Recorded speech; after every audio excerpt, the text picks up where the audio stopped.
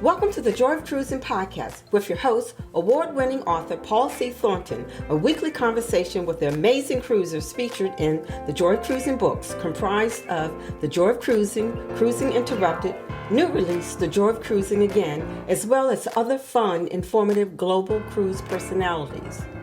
It's the next best thing to cruising, hearing about cruising from the unique and diverse perspectives of Paul's amazing guests. If you hear about a cruise that interests you, book it at www.thejoyofvacation.com or enter to win a free cruise for two. Again, www.thejoyofvacation.com. We really appreciate your feedback, so leave us a text. Paul can't reply, but he may read your text on the air.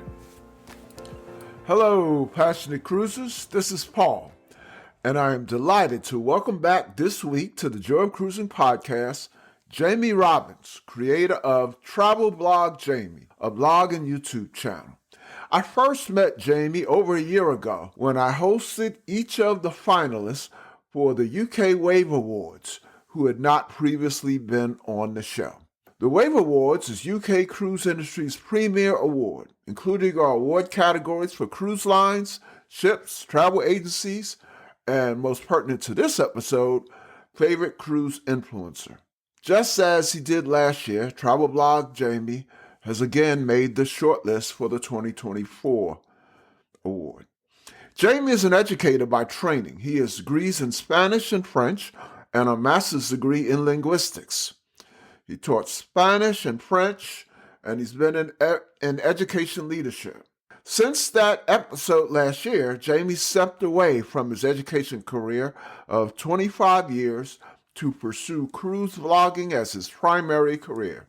Also, since we last spoke, Jamie got to sail Cunard's new Queen Anne, one of the most anticipated ships of 24, and we want to hear all about that. He's been to Bali. He's been interviewed by the BBC. He started a role as a columnist and more, but we'll let him catch us up. Welcome back, Jamie, to the Joy of Cruising podcast. Thank you so much for having me again. It's nice to see you again, Paul. How are you?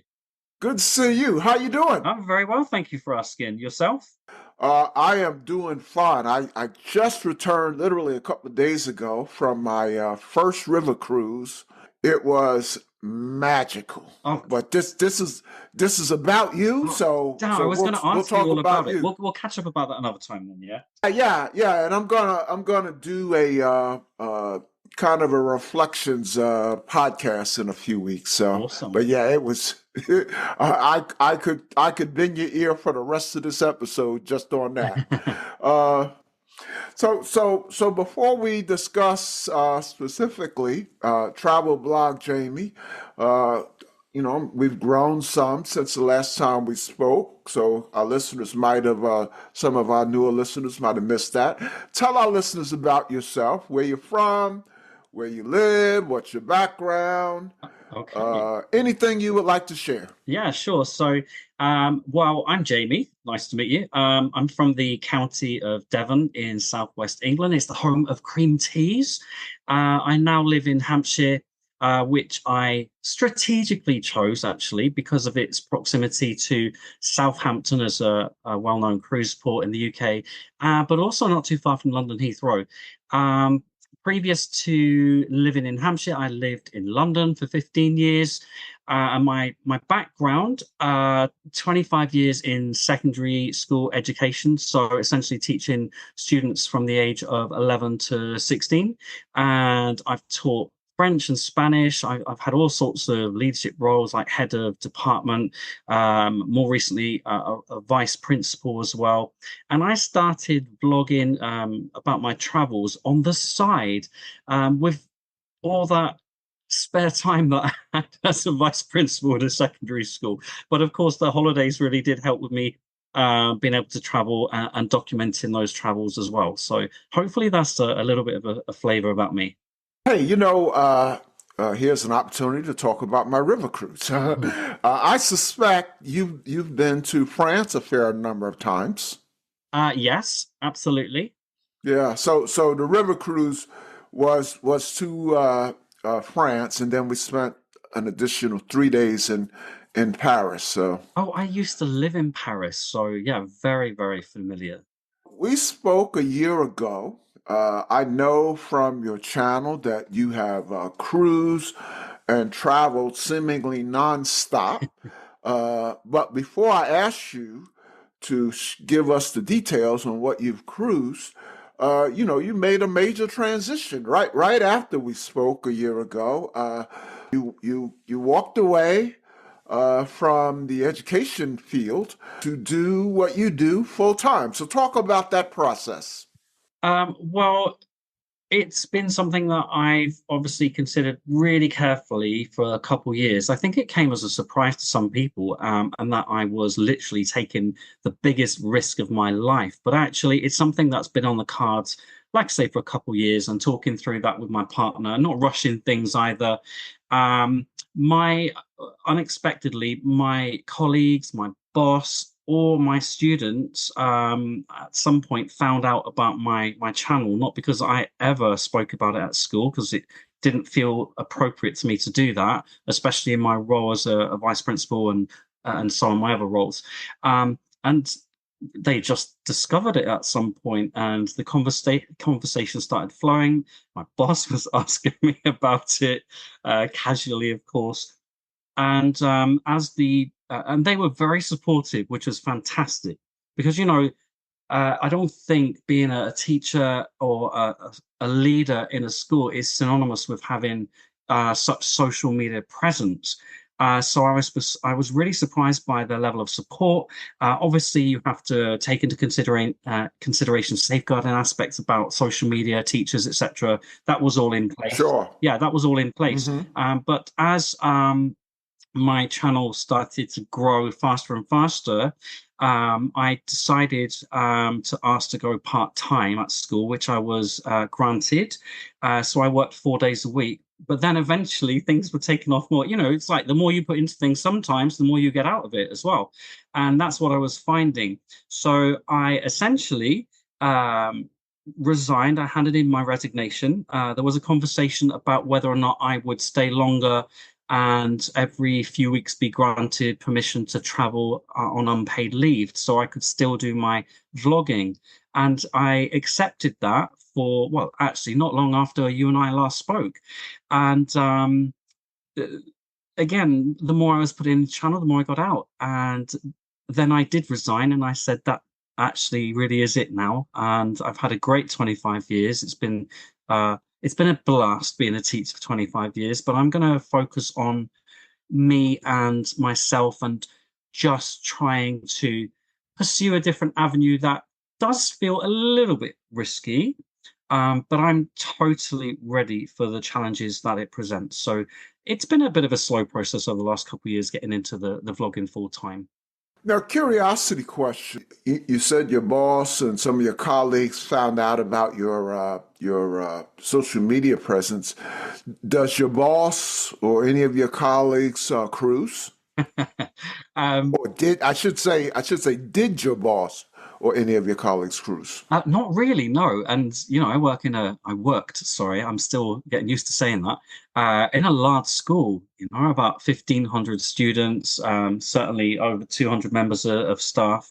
And Oh, wow. yeah, it was, no, I rarely came across anybody at school who cruised, but they started becoming very interested in it. And a lot of conversations were centered around travel and cruising eventually, even at parents' evenings. This is a little bit embarrassing. I start talking about one of my students, the parents, talk about the progress, and they'd say, "Oh, Mr. Roberts, can we just stop you there, please?" And they would say, "Actually, we'd really like to ask you about a cruise we've got our eye on and what you think about it." And this happened, the first time it happened was actually next to another colleague in the hall where we were doing these parents' evenings.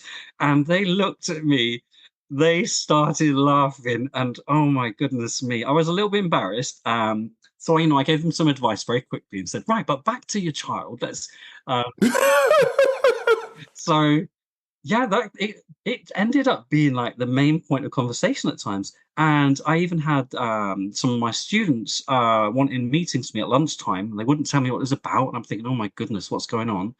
And they would just say, "How, Mr. Robbins, how do we get into YouTubing?" And I would say to them, "Okay, we'll have the conversation, but I want you to tell me first of all what you're doing about your studies and what you're doing to prepare for your exams. When you've told me that, then I'll tell you how to get into YouTubing." So it was such an interesting blend, and for some reason, it just worked in harmony, which is really, really unusual, I think. Now, I take it most of the students who would talk to you about social media probably were leaning towards TikTok. We'll be right back. The Joy of Cruising podcast guests receive a gift sponsored by GigSky of a 3 gigabyte cruise plus land data package valued at $60. Relying on ship Wi-Fi is slow, unsecure, and sometimes not available. And at foreign ports, travelers don't want to pay their carriers high fees. GigSky provides a solution that will save them a significant amount of money. To get your own data package usable on the ship or in ports, here is my link to GigSky. https://gigsky.pxf.io/NLOXOR. This can be found in the show notes below. For a 10% discount, use the code Joy of Cruising.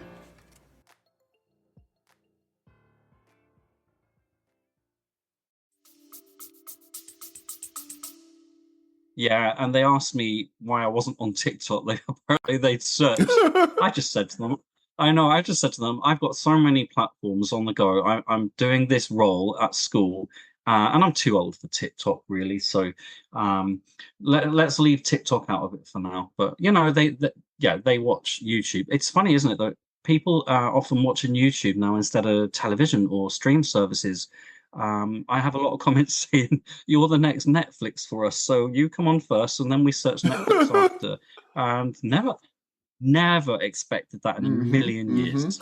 So you've had some great cruises since we last spoke. Give us the glorious details. Oh my goodness me, where have I been since we last spoke? I've been to the Caribbean, the Canary Islands, Madeira. I sailed Northern Europe more times than I care to mention. I took a land-based trip to Bali, which was just phenomenal. It was magical. Land-based as well to northeastern Spain. Recently, I did a British Isles cruise, which I was a bit dubious about, being from the UK. And wow, I was proven wrong. It was absolutely stunning, absolutely fantastic. I've done a Marella cruise around Turkey, Greece. I did Queen Mary 2 transatlantic from Southampton to New York. I stayed a couple of days in New York. I feel like I've done quite a lot since we last spoke. I know you did. I think you did Queen Anne, right? Yeah, that's been my most recent. Absolutely. Yeah, so that was one of the most highly anticipated cruise ships of 24. Give us your thoughts. My thoughts on Queen Mary. Well, I think most people are aware that it's a very different looking, feeling ship to the other queens. You said Queen Mary. You meant Queen Anne. I meant Queen Anne. I'm sorry. Yeah. Queen Anne is very different to the other queens in the fleet, which has come as a bit of a surprise to some people, a bit of a disappointment to others. I like it. I think how great that Cunard appealing to a slightly different audience moving forward, but also for people like myself who loved the other Cunard ships. I feel like I've got much more choice now, more variety. She feels very fresh, very modern in places. Still a few of the traditional Cunard touches as well in place. A number of new restaurants unique to Queen Anne, which I really enjoyed, actually, including in their fantastic pavilion area. So, it's a covered pool area. There's a big stage there. They've got a retractable roof, and they've got a fabulous area called the Wellness Cafe, which is, again, a completely unique menu to Queen Anne. And I was absolutely smitten with that whole area. So, Yeah, I think maybe just a little bit of tweaking needed for some of the service levels, a little bit of the food here and there. But it's early days. She's a new ship. There's a relatively new crew. They're still finding their feet a little bit. So I think she's got a huge amount of potential. Oh, and also, I think the best crow's nest. I know they call it the Commodore Club on Cunard. The best crow's nest I've ever been in on any ship on any cruise line. Absolutely phenomenal. Okay, now you got me. What do you mean by crow's nest? Oh, a crow's nest. So at the very front of a ship, pretty much as high up as you can get. Traditionally, on British cruise liners, we would have a crow's nest. So it's essentially a massive bar area with Okay. surround windows. So you can literally see everything out to the horizon. So you've got those spectacular views up there. Yeah, it's just a very special crow's nest Commodore Club, in my opinion. Oh, okay, okay. So that's a new term for me. I hope I don't sound like an ignoramus when this airs, but I had never heard No, that no, before. no. No, because you know what? When I've gone on some of the American cruise lines, I've been searching on the deck plans. Where's the crow's nest? Well, I can't find a crow's nest. So, and that's because I think, largely don't have them. So, Okay, no, you don't sound ignorant at all, at okay. all. I feel better. So you mentioned some great destinations. What name some cruise? Did you go in the last year? Did you go on any lines that are new to you? Um, I don't think I went on any cruise lines that were new to me, if I'm honest. But definitely went on different cruise ships. I think moving forward, I've got a lot of new ships to look forward to as well in the coming years. So I think most of the cruise lines are familiar to me. I did revisit Princess Cruises, which I hadn't sailed with for well, since the lockdown ended actually. So it was nice to revisit Princess, and I think, made some major improvements actually since maybe 2.5 years ago when I was on board last. Namely, the buffet, the offering there was absolutely superb. I actually featured that in one of my vlogs, and it's probably one of the longest segments on my vlog because there was so much variety. And I thought that award went to Royal Caribbean, for example, but no, it was absolutely incredible. That was this Prince's son? No, I haven't been on Sun Princess yet. I am going on a press trip on Sun Princess in about a week and a half time, actually. She's going to be in Southampton. So I'm looking forward to visiting. But I was actually on Regal Princess more recently. Okay. And I felt every level of service was much improved. The food was much improved. The crew were absolutely phenomenal. One of the best crew I've ever sailed with over the years. So that was a massive win for me. And I got to sail the British Isles, and I thought I'd seen a lot of it, and I clearly hadn't. Then you mentioned a transatlantic, and that was a Queen Mary, right? Yeah, that was Queen Mary 2. And I'll be honest with you, um, for some reason, it wasn't a cruise a voyage, I should say, that I was really looking forward to. Maybe a little bit apprehensive about being at sea for so many consecutive days. I mean, I love New York, by the way. I absolutely adore New York, and I always have. So I was looking forward to getting there. But as the time approached, I remember feeling very, very tired with doing two jobs at the time and having a huge lack of sleep. And I remember a few days before thinking, oh my goodness, I'm absolutely stoked now that I'm going to be on this ship and I don't have to do anything for 6 days. I don't have to plan anything. The flow of passengers on Queen Mary 2 on a transatlantic is so, so different to a usual cruise as well. And it was just, I found it very emotional actually, sailing out of Southampton, knowing there's literally nothing ahead of you for another 6, 7 days. And I just really, I felt like I was absorbing everything around me on the ship, very elegant. I don't really know much about ballroom dancing. I've got to be honest with you. I've never done it before.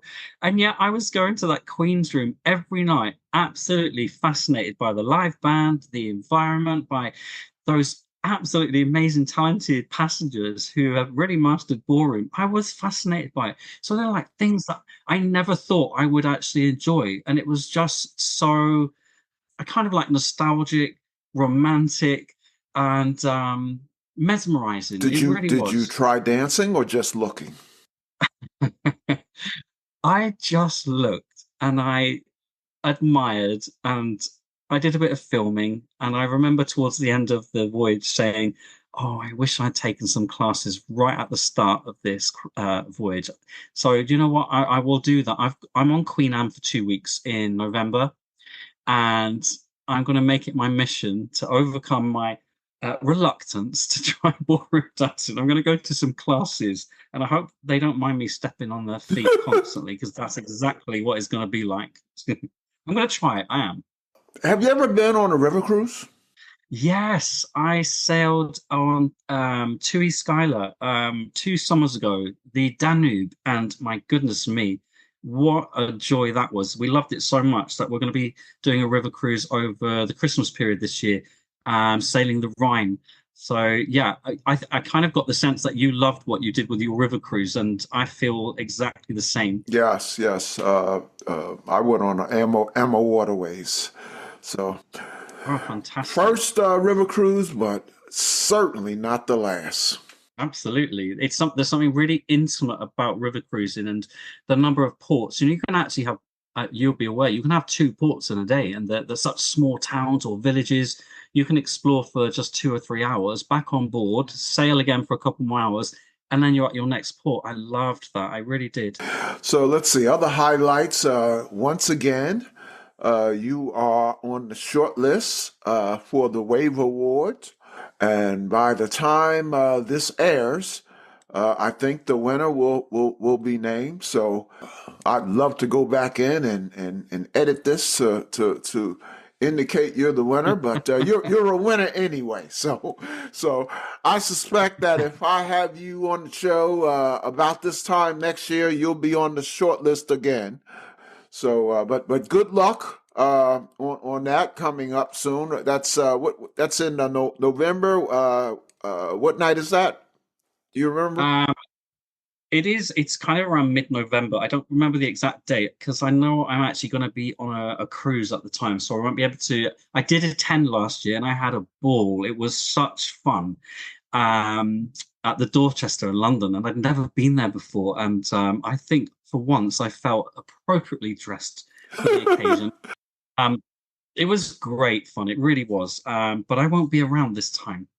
So thank you for your well wishes about the Wave Awards. I've said to you previously, I'm not going to win the Wave Awards. I'm far too opinionated in my vlogs, but I like being a part of the whole process. I think it's that sort of acknowledgement, isn't it? That's most important to me. Yeah, yeah, that's a nice touch that's done in UK. You know, wish we had something like that in the US. But UK just Oh, seems you to be a very vibrant cruise community. Yeah, I'm really surprised you don't have something in the US actually. Maybe you could petition for something. Maybe you could start your own awards. There you go. That's a goal. That's a future Why not? milestone.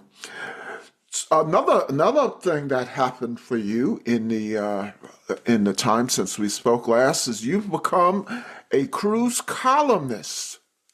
Yes. Talk about Uh, that. oh, that's a very recent thing actually. So I was approached by Dan and Jay, who are the editors of Sail Away magazine, and they just pitched it to me about a regular feature, and I wrote an article for them, which by all accounts went down very well. They liked the way that it was written. They said, "Oh, it sounds when we read it, it sounds like you as well." And I love writing. I've been in education for so long. I'm a linguist, and it all sort of marries very well for me. It feels like a very creative thing that I'm doing. So yeah, I said I'd love to work with you, and that's exactly what I'm doing. So I've got a feature. They have an edition every 2 months. So I'll have a column every 2 months, which is really exciting. Very good news.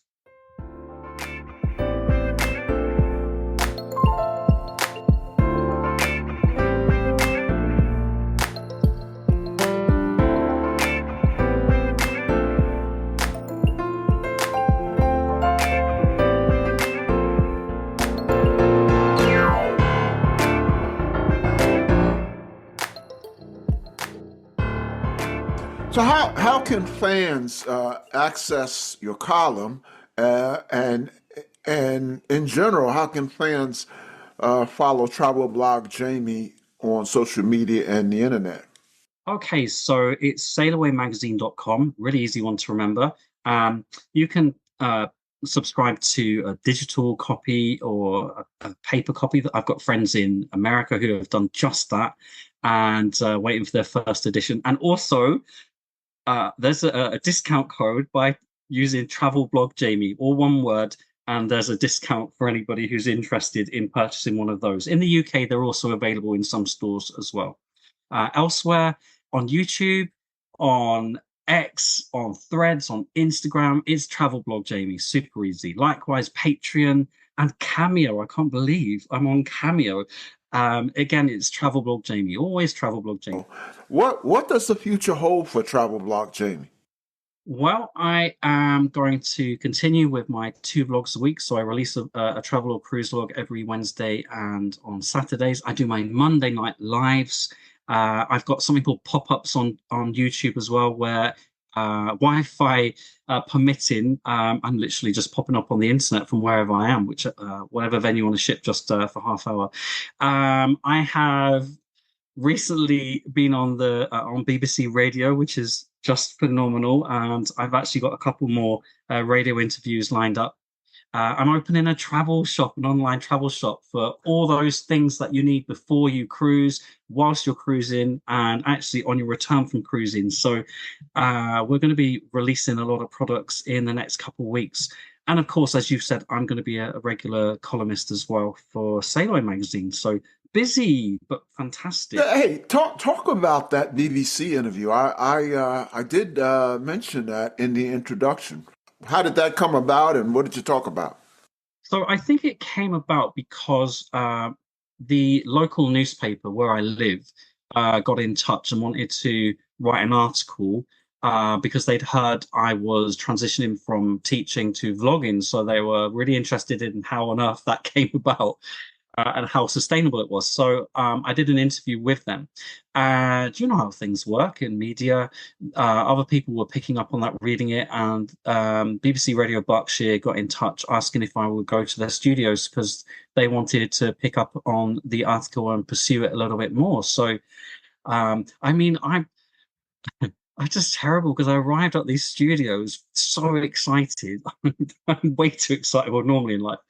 And I'm getting selfies of myself outside and with the BBC sign and the security there coming out like, what are you doing, sir? What's going on with you? I'm saying to them, oh, I'm going to be on the radio. And okay, so would you like to come in and have a seat? Oh, yes, I will do that. You know, I just love the whole experience. I really do. Oh my goodness. And a whole newfound admiration for people like yourselves doing these podcasts and people on the radio and holding everything together and being so articulate and eloquent and knowledgeable. It was fascinating. I absolutely loved it. You could probably work out from my tone of voice. I had a great time. So that interview, I trust, is available on your channel. Where can I listen to that? So you could probably just go onto BBC Berkshire Radio and do a search for Travel Blog Jamie. But it features on my Facebook page. My Facebook page is now open for anyone who wants to come and follow it. Again, it's Travel Blog Jamie. So I have links there. I have links on X and on Instagram and so on. Okay. Yeah, I'll have to catch up to that. Apparently, I sounded very professional and a bit posh, which is not like me at all. What do you have booked? Oh my goodness, where to start? A few highlights, if that's all right, because I've got like you said, I'm traveling a lot every 2 to 3 weeks at the moment. I'm really excited to be on Virgin Voyages. It's a short 5-night cruise from Portsmouth, UK to Amsterdam and back. That's actually a week today. But after that, I'm back with Princess, sailing to the Arctic. Let me jump in. I'm sorry. Okay. What ship on Virgin Voyages? Oh, Resilient Lady. Okay. You've been on Virgin before, right? Yeah, loved it. A breath of fresh air, I would describe them as. I went on Virgin for the first time. In fact, you mentioned transatlantic. That was my first transatlantic also. That was on Scarlet Lady, Oh and yeah. after one sailing, I called that my new favorite cruise line. It's easy to see why, though, Paul. I mean, it's almost like they listen to passengers from other cruise lines, taking on board all the things that don't necessarily work or are a frustration at times, and they turn that on its head and try to put things right. So I think that is a brave move, and it was a rocky start for them actually when they launched. And they are going from strength to strength now, which is great to see. So yeah, I'm really excited to be going back on board. A couple more highlights. I've got I'm sailing the up to the Arctic Circle and beyond towards the end of this month in search of the Northern Lights, which I can't wait for. I'm going to be sailing to Hawaii from San Francisco early next year, which is like a dream, a total bucket list cruise to me. I cannot wait. I'm doing a Land of the Midnight. So let me jump Yeah, in. First, that cruise to the Arctic, yeah. and then the cruise to Hawaii. What ships are those? Oh, so they're both going to be with Princess, actually. Um, and the irony being, I'm actually sailing on Caribbean Princess to the Arctic Circle, Caribbean Princess, and it's going to be Ruby Princess from San Francisco to Hawaii.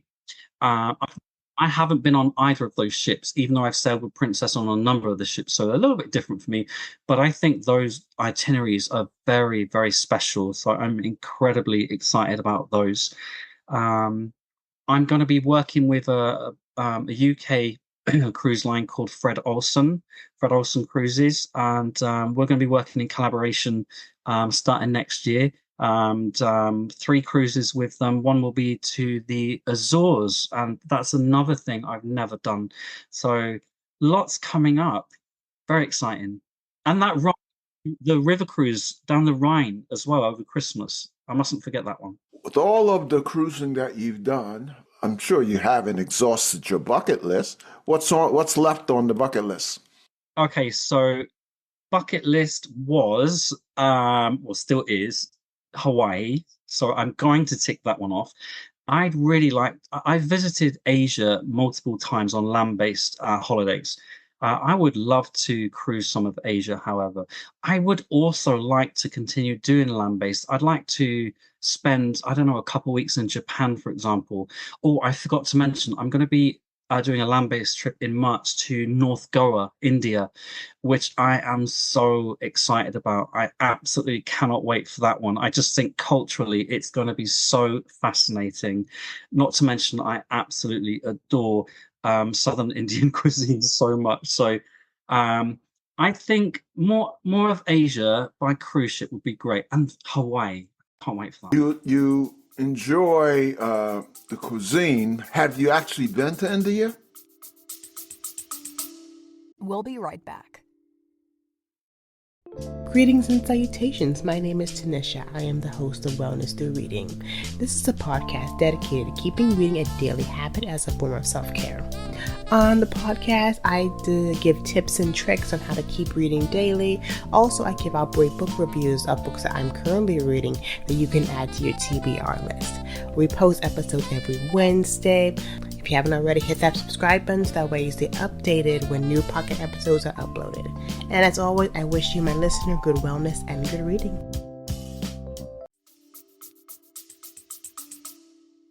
I've been to I haven't been to India specifically, but I've been to the Maldives, which is not too far away, and the cuisine there was phenomenal. At the time, I didn't know I was built for eating curries for breakfast until I visited the Maldives, and then realized I've been missing out all my life. They do like omelette curries there, and I'm like, wow, just the most incredible thing. I think I'm going to be in heaven when I go to North Goa. I really do. Well, we will definitely have you back after you've checked off some of those great trips you have coming That would be up. great. But before we let you go today, as I like to do, I like to close with a couple of light fun cruise questions. All right. So you've been on the show I before. have. So we've changed up the questions a little All bit. right. I know you have a huge number of fans, followers, and friends. Here's an opportunity to learn some things about Jamie that they otherwise wouldn't get to know. But I previously asked you about favorite cruise drinks and food. That's one I will revisit. Have you discovered anything new you want to share? Oh yeah, actually, I did discover a new cocktail, if I may. It's certainly one that I had never tried before. It's called a Ruby Punch, and it has so much alcohol in it. Um, it's crazy, but and it also has lots of liqueurs and stuff that I'd never go anywhere near. But I thought, oh, I'll try it, and it's my new favorite. It has cognac, it has Grand Marnier liqueur, it has maraschino liqueur, which is like cherry. Benedictine liqueur, which is like very herbal. It's got like 27 herbs and spices in it. Secret, apparently. It's got a little bit of raspberry and it's topped up with Taittinger champagne, served over ice. Wow. Served over ice. And you're telling me, wow, because it blew my mind up. It was so refreshing though. Really good. I mean, if anyone's got all those ingredients at home, I really recommend putting them all together. You don't have All to right, do, say now say it again. It's called a it's a ruby punch. Ruby Punch. Is it specific to a certain cruise line? I discovered it on P&O UK, actually. In their description of this cocktail, they said it's one of the like one of the original cocktails. I don't know how true that is. But I'm invested in this one, Paul. It's just amazing. Well, I'm a fan. I love cognac, and I like some of the liqueurs that you mentioned. I'll have to look that up and see if I have enough to put one together. Yeah, I mean, I don't know what the measurements are, so good luck with that. But it was great. It's actually much more refreshing than maybe it sounds as well. Yeah, new favorite. So, as I was saying, welcome to the Mini Travel Blog, Jamie, friends listening, so that your friends and my listeners can get to know you better. Let me ask a few questions I like to ask Yeah. repeat guests. So, first, what's playing these days in your Bluetooth speaker, headphones, or however you consume music or podcasts or whatever you All right, listen so to? this is definitely something people don't know about me. I don't think anyone's ever asked me this before, and I think it's going to be a real surprise to people. I, and also quite unusual for someone from the UK, but I love country music. I absolutely love country. I mean, I like a bit of pop, I like a bit of dance, and so on. Um, you know what I like about country music? I think it's so melodic and I love singing. Some people will know that now because they watch my vlogs when I've done karaoke on film. I love it and I find the music just so uplifting and melodic. So yeah, I'm a bit of a country fan. I'd have never guessed that. Are country fans few and far between in UK? I think it goes in phases here. Every now and then you get a breakout country song, but not very often. Um, Oh gosh, and I haven't said this to you. I'm actually going to I'm doing a road trip next year and I'm starting my road trip in Nashville. And you have no idea how excited I am about going to Nashville and all of its musical roots. I just like it's going to be a dream for me going there. It really is. There is something called the Country Music Cruise. Oh yeah, Oh, yeah. really? In fact, I'm going on a cruise. There's a company called Star Vista Live, and they do like theme cruises of all kinds of music. So I'm actually going on. They do something called the Soul Train cruise. So that's in January. So I'll be on the Soul Train cruise. But Oh, they also wow. have actually I think two country cruises. One's called the Country Western Cruise, and I think the other one's sort of a blend of country and pop called the it's a '90s rock and romance cruise or something like that. But anyway, yeah, there is a theme cruise for country music. I need to hear all about that if you don't mind. Like, that sounds like my kind of cruise. I mean, my audience wouldn't know what to make of that, and that's why I want to do it. Yeah. I'll send you a link. Yeah, please do. I'd never heard of that. That's fascinating. And there's nothing like a theme cruise because, I mean, before the cruise ever starts, you have a great deal in common with all of the other sailors Yeah. because, you're passionate about whatever the theme is. There is that combined joy. I love the sound of that. Yeah, amazing. Yep. So you're the first person to get me to ever say out loud that I am a country fan. There you go, listeners. I pioneering again. Absolutely. So, related question, doesn't have to be a country star, but it might be. Who's your favorite music artist? I don't really think I've got a favorite.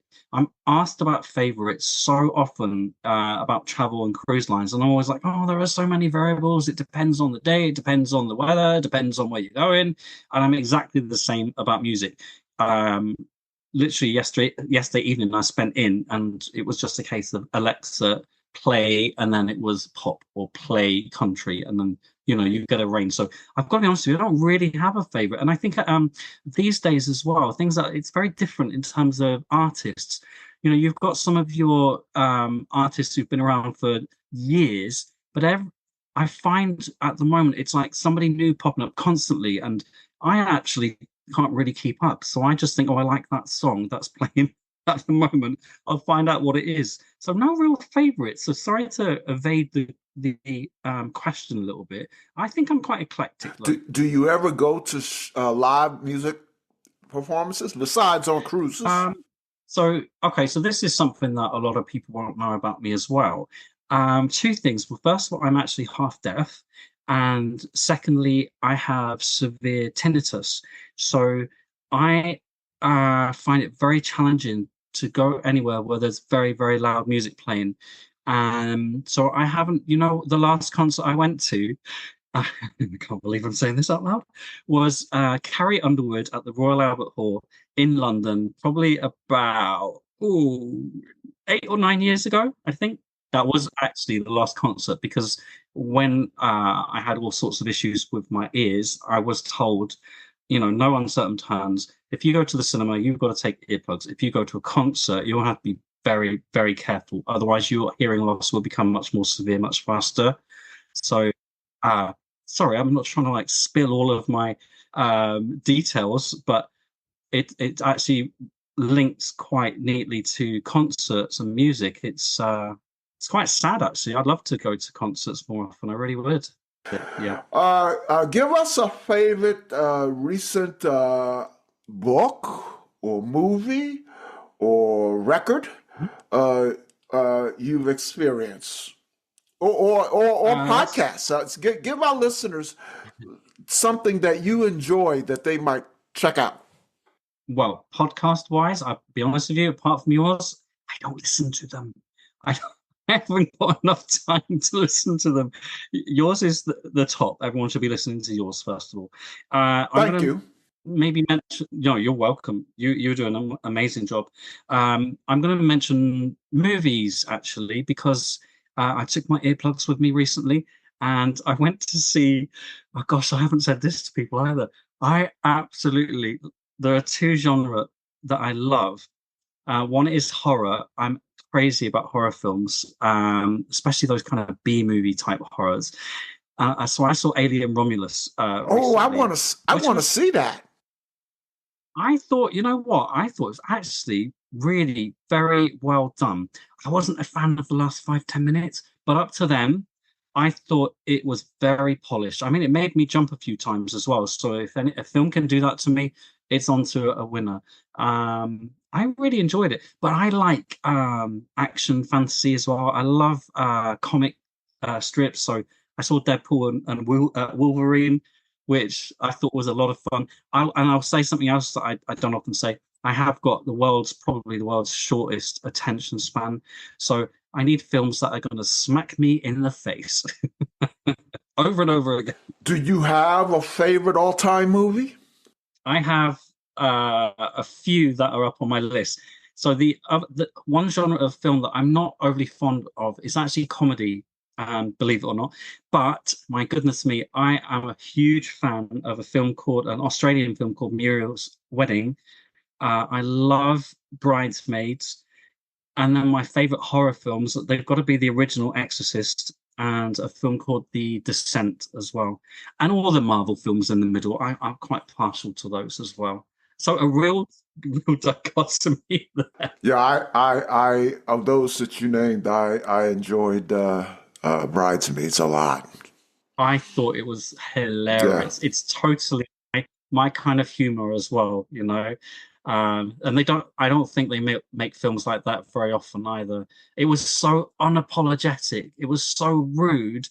And I loved that about it. I absolutely did. And it had a lot of heart as well, actually. It did. Yeah, I suspect that we have kind of the same taste when it comes to, I'm like you. I don't like every comedy that plays, but there are some that just hit the right note, and that was one.